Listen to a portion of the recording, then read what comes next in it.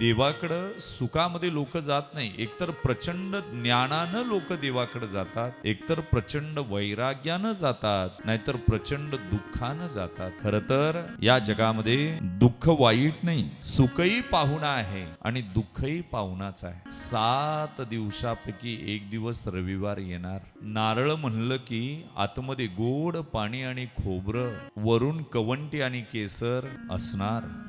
फणस म्हणलं की आतमध्ये गोड गरे पण वरून काटे असणार.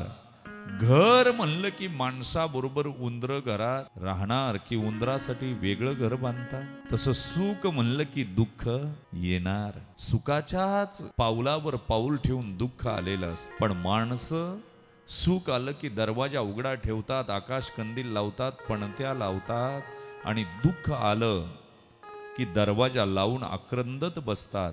पण दुःख फार धीट पाहुणा आहे.